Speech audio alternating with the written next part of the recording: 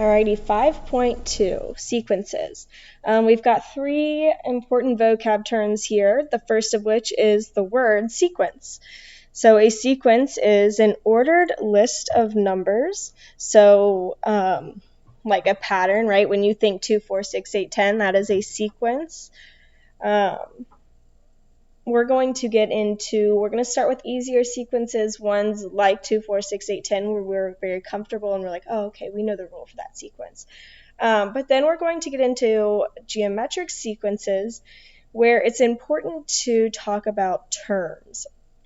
The term represents each number in a sequence. So if we're talking about the sequence 2, 4, 6, 8, and so on, the 2 is term number 1. So that's term 1, that's term 2, term 3, term 4. And we label the term number, we label it in for number. And we'll get into that in just a little bit. But when I say term, that's what I'm referring to. Then we've got the vocab word arithmetic sequence. Arithmetic sequence, each term is found by adding the same number to the previous term. So 2, 4, 6, 8, that is an arithmetic sequence because term number 2 is found by adding 2 to term number 1. Term number 3 is found by adding 2 to term number 2, and so on and so forth. So we've got arithmetic sequence, and then we've got geometric sequence, which we're not working with yet. So just focus on the arithmetic sequence. Alrighty, I'm going to give you a second to write that down.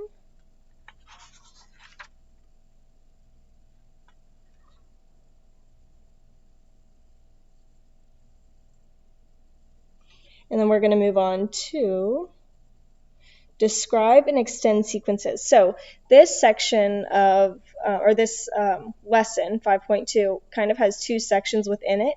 So describe and extend sequences, that is the first section of the lesson.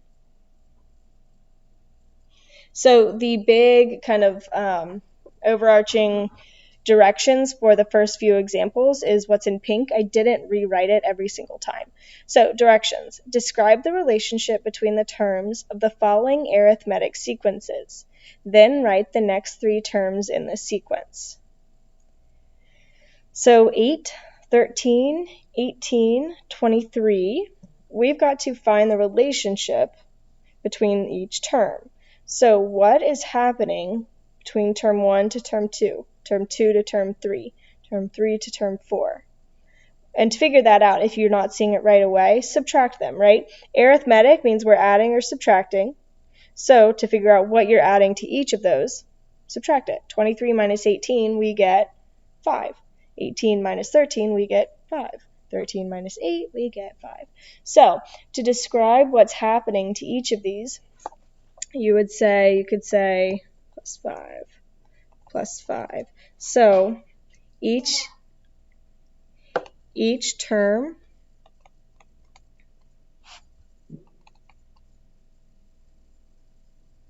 let's say add 5 to each term to get the next.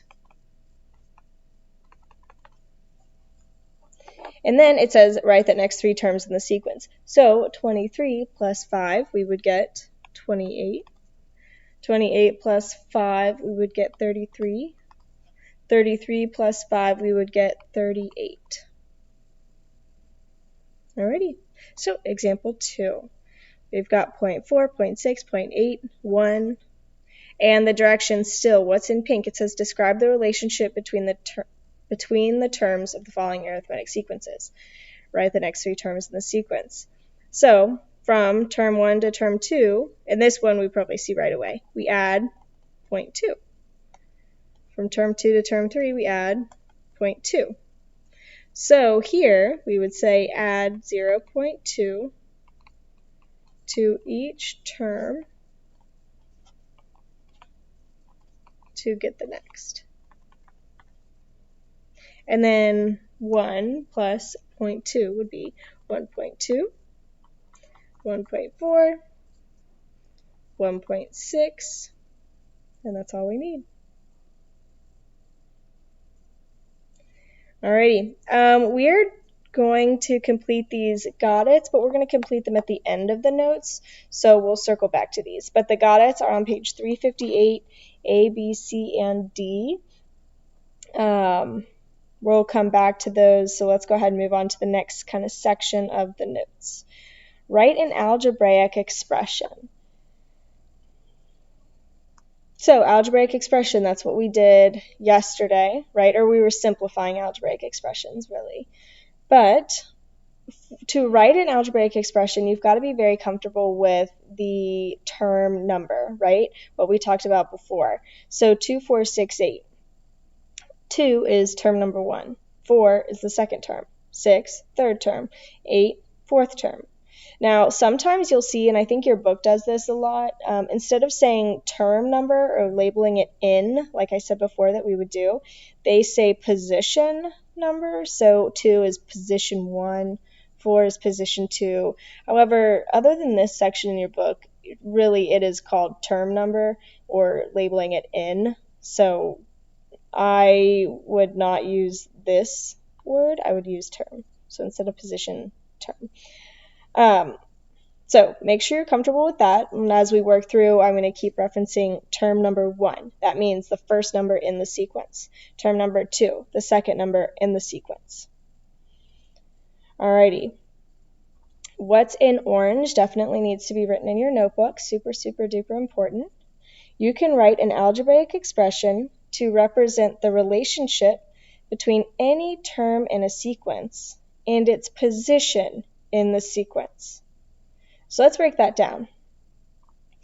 You can write an expression to relate, term number. So if we have term number and we have, value of the term, we can relate those two things using an expression. So let's use 2, 4, 6, 8. So that's the value of the term. 2, 4, 6, 8, right? But the term number, 2 is term number 1. 4 is term number 2. 6 is term number 3. 8 is term number 4. That's just labeling where in the sequence do those numbers fall.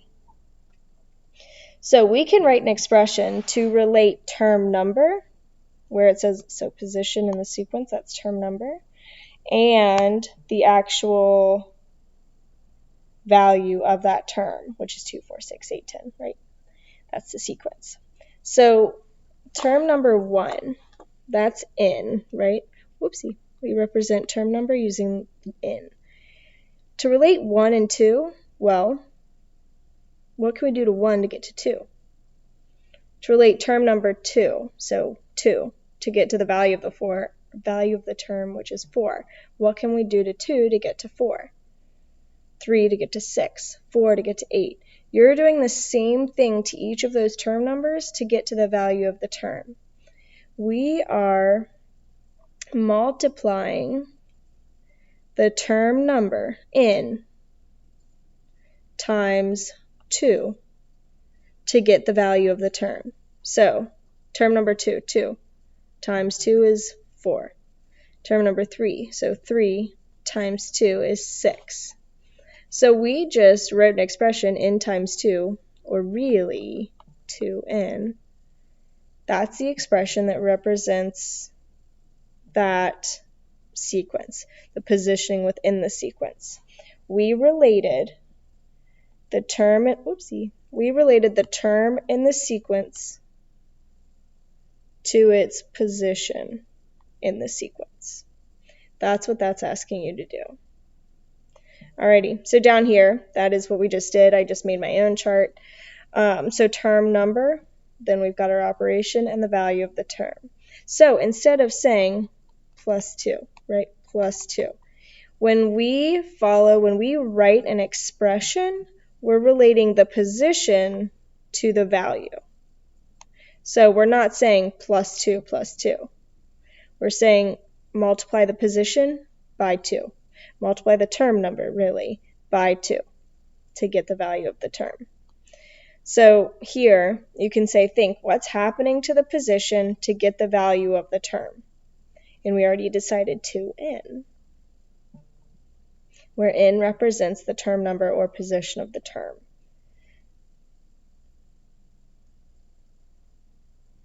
Alrighty, we're going to go on to example 3.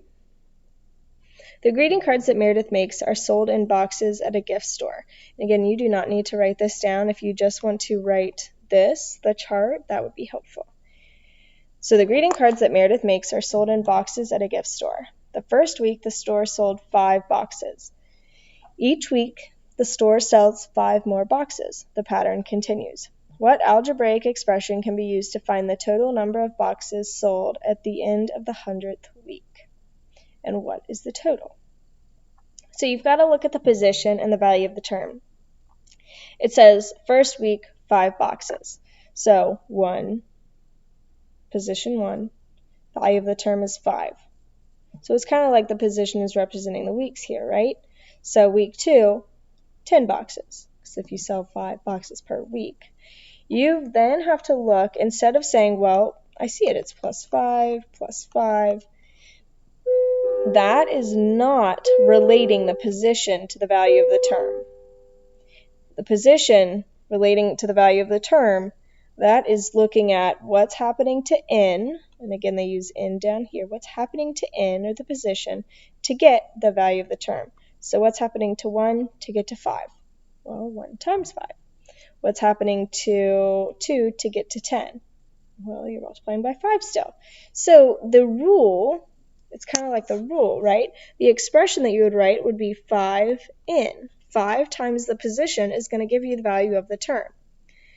Now, it says, find the total number of boxes sold at the end of the 100th week. So that means it's saying, really, what is the value of the 100th term? Well, let's plug it in. 5 times 100, we're going to get 500, right? So the total at the end of 100 weeks is 500 boxes. Alrighty. I believe that was it for our examples. I would like you to do Got It E in addition to Got It's A, B, C, and D on page 358. So that was page 358, A through D. Got It E is on page 360. I would like us to work through, I would like us to work through those, and then we'll go through them together as a class. So I'm going to pause the video, go ahead and get started, and then we'll work through them together before getting started on homework.